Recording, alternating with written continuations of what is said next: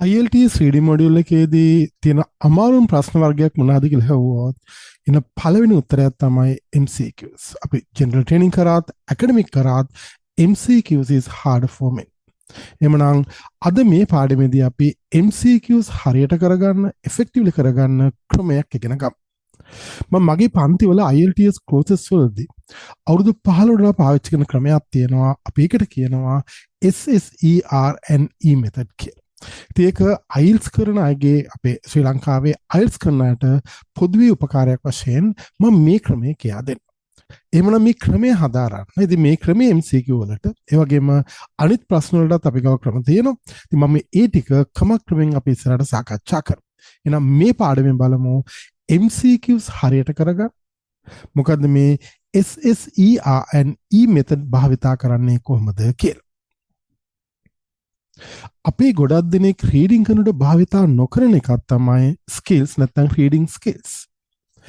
IELTS කියන්නේ skill based test එකක්. ඒ නිසා අපිට අනිවාර්යයෙන්ම හොඳ ලකුණකට යන්න ඕන නම් මේ රීඩින් ස්කිල්ස් භාවිතා කරන්න ඕන. අපි ඒ ප්‍රශ්නට අදාළ ස්කිල්ස් තියෙනවා. ඒක හරියට පාවිච්චි කරේ නැත්නම් මොකද වෙන්නේ? Okay, you may be able to get an answer. හැබැයි සමහර ලාට ඒ උත්තරේ වැරදි උත්තරයක්. එහෙම නැත්නම් උත්තරේ ගන්න ගොඩාක් වෙලා යන. ඒක තමයි ගොඩාක් දෙනෙක් රීඩින් දියුණු වෙන්නේ නැත්තේ මේ ස්කිල්ස් හරියට දන්නේ ඒ වගේම හරියට පාවිච්චි කරන්නේ නැති නිසා. So what are these reading skills? අපිට IELTS එකේදී reading skills හතරක් තියෙනවා. We call them scanning, skimming, extensive reading and intensive reading. So we have to know them one by one. මේ reading skills හතරෙන් MCQs වලට භාවිතා කරන skills මොනවාද කියලා අපි කතා කරමු. So first of all try to understand what are these skills or kind of a definition of these skills. අපි scanning කියනවා looking for specific information. මොකක් හරි නිශ්චිත තොරතුරක් හොයා ගන්නවට scanning කියන. For example හිතන්න අපි reading passage එක මේ වගේ කියන. ඒකේ පිටිපස්සේ ප්‍රශ්න තියෙන පුළුවන්. මෙතන ෆිල්ම් බ්ලැන්ක්ස් එකක් තියෙනවා කියලා. මෙතන අපිට හිස්තැන පුරවන්න අවශ්‍ය උත්තරය හොයාගන්න අපි මොකද්ද කරන්නේ? මේ ප්‍රශ්නේ තියෙනවා වචන. අපිට ඒ වචන උදව් කරනවා පැසේජ් එකට යන්න. පැසේජ් එකේදී ඒ උත්තරේ තියෙන තැන හොයාගන්න. අන්න ඒවට තමයි අපි ස්කෑනින් වර්ඩ්ස් කියන්නේ. මේ වචන අපිට උදව් කරනවා පැසේජ් එකේ ඒ තොරතුරු හොයාගන්න. මේ ස්කෑනින් වලට අපි දක්ෂ. අපි ස්කරන කාලේදී අපි ඉංග්‍රීසි පේපර් එක ගන්න කොහොමද අපි කරේ? ගොඩක් වලට උත්තර හෙව්වේ ස්කෑන් කරලා නැද්ද? හිතන අපිට ශ්‍රී ලංකා කියලා ශ්‍රී ලංකාවේ හිස්ටරි සම්බන්ධයෙන් පැසේජ් එකක් දුන්නා කියලා. අපි අහනවා when did king Dutugemunu build Ruwanweli සෑය කියලා. එහෙනම් අපි මොකද්ද කරේ? මේකෙදී අපි king දුටුගැමුණු නැත්නම් රුවන්වැලි සෑය කියන වචන පැසේජ් එකේ තියෙන්නේ කොතනද කියලා බැලුවා. that is pure scanning. හැබැයි IELTS එකේදී මේ ප්‍රශ්නේ තියෙන ස්පෙસિෆික් නේම් එකක් ඩේට් එකක් ඒ වගේ වචනයක් හරින ගමන් අනිත් හැම වෙලාවෙම මේ වචන වලට සමාන වචන නැත්නම් paraphrasing තියෙන. So අපි සමාන වචන synonyms කියන. For example හිතන්න people eat meat කියලා අපිට තියෙනවා කියලා. එහෙමනම් we have to think about people synonyms for people. We can say humans. Eat now we can say consume. Meat now we can say flesh, even though it is not 100% correct synonyms for meat. Okay, yeah. එමනම් අපිට සමාන වචන ගැන හිතන්න වෙනවා passage එකේදී. ඒ වගේම paraphrasing means saying the same thing in different words. මෙතන people eat meat කියලා තිබුණේ. There must be a full stop here. So eat කියන verb එකේ සමාන වචනේ consume. Consume කියන verb එකේ නාමපදය consumption. අපිට ඒක අරගෙන කියන්න පුළුවන් consumption of meat by humans. එහෙමනම් මේ ස්කෑනින් කරනකොට IELTS එකේදී අපිට හිතන්න වෙනවා synonyms and paraphrasing. අපි ඉස්සරහට මේක දියුණු කරගන්න උත්සාහ ගමු. Okay. The next skill that we need is skimming. What is skimming? Skimming means obtaining the main idea of a paragraph or part of a paragraph. අපි මේකට කියනවා මේ පැසේජ් එකේ ජිස්ට් එක හොයා ගන්නවයි කියලා. සමරි එක නැත්නම් මේ පැරග්‍රාෆ් එකේ පැසේජ් එකේ නෙමෙයි පැරග්‍රාෆ් එකේ සමරිය ජිස්ට් එක හොයා ගන්නවයි කියලා. ඉතින් මේ ගොඩාක් වෙලාවට අපි ලොකේට් කරන්නේ පැරග්‍රාෆ් එක නම්. Okay, there's something called the main idea sentence or topic sentence. ගොඩක් වෙලාවට මේක පළවෙනි sentence එක වෙනවා. If you know the topic sentence, you know that one. Otherwise, we can learn it later. එහෙමනම් අපි skimming කියන්නේ paragraph එක or paragraph එක කොටසක ප්‍රධාන අදහස main idea එක gist එක ලබා ගන්නවා. Next one we have extensive reading. Extensive reading නොඑක ආකාරයේ තියෙන අර්ථකථනයන් ඒ වගේම නොඑක ආකාරයෙන් පාවිච්චි කරනවා. අපි මෙතනදී අපි extensive reading කියලා ගන්නේ obtaining the word by word meaning. Paragraph එක කිසියම් වාක්‍යයක් හෝ දෙකක් කියවලා ඒ වාක්‍යයේ වචනාර්ථය word by word ගන්නවා නම් ඒකට අපි කියනවා extensive reading කියලා. එහෙමනම් when we do our reading we have to use 4 reading skills: scanning, skimming, extensive reading and intensive reading. මම මෙතනදී intensive reading ගැන කතා කරේ නැහැ. අපිට MCQs වලදී scanning, skimming and extensive reading වලින් මේ දේ කරන්න පුළුවන්. මේක හොඳට MCQ පුරුදු වුණාට පස්සේ I'll show you how we use intensive reading as well to locate answers to MCQs quickly and effectively. At the beginning of the lesson, I told you that to do MCQ questions, we are using something called SSER and E method. මේ පාඩමේ පරමාර්ථයත් මේ ක්‍රමය හඳුන්වා දෙන්න.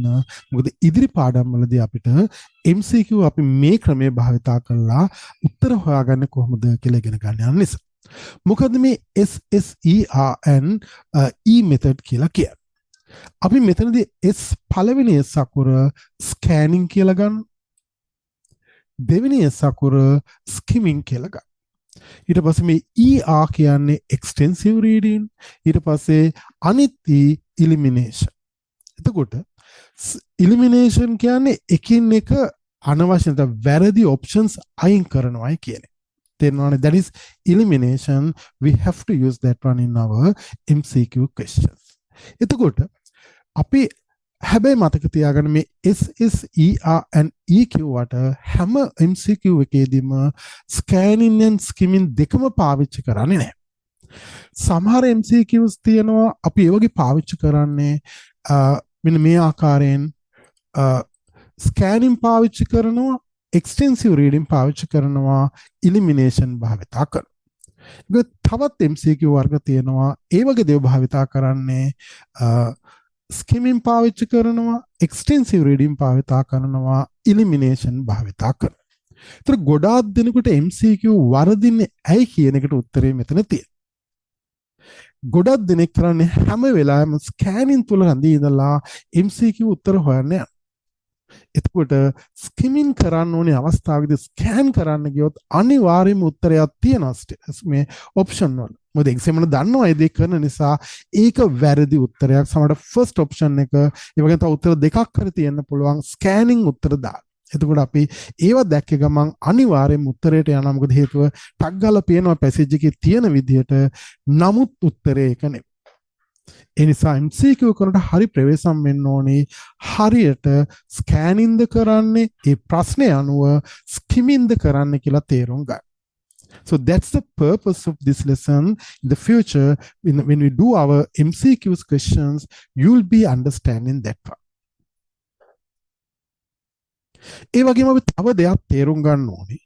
මේ MCQ ප්‍රශ්න වර්ග ගොඩක් තියෙනවා.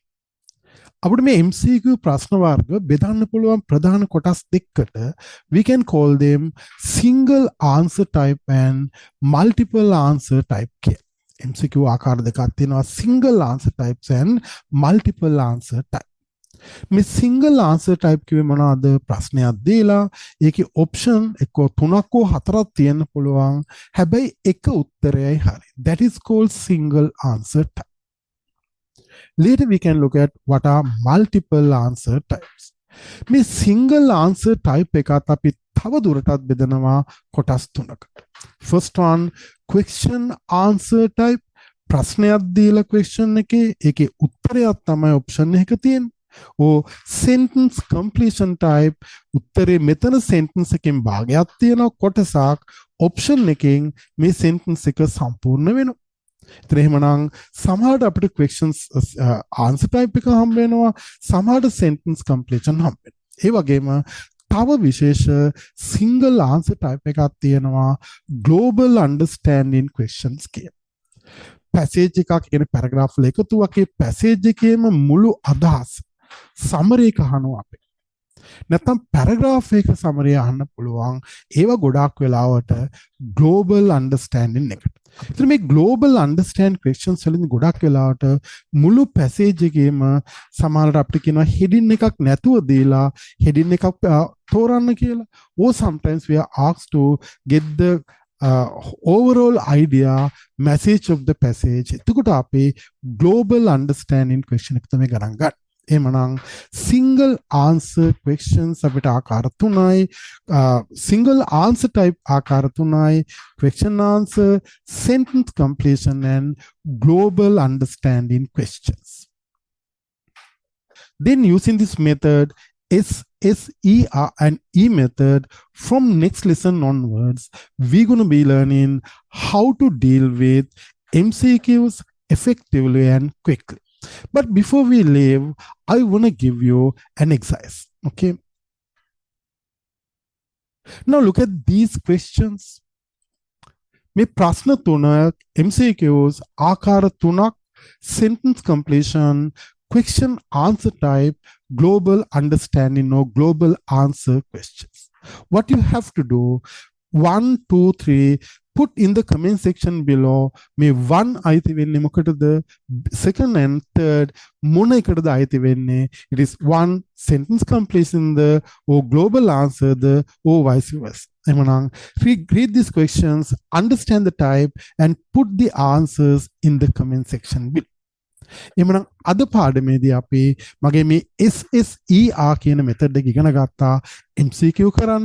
ඒකම අපේ fundamental reading skills හතරක්, scanning, skimming, extensive reading and intensive reading ඉගෙන ගත්තා. අපි වල තවදුරටත් හදාරන්න ඕනේ. මම අද briefly සඳහන් කරේ.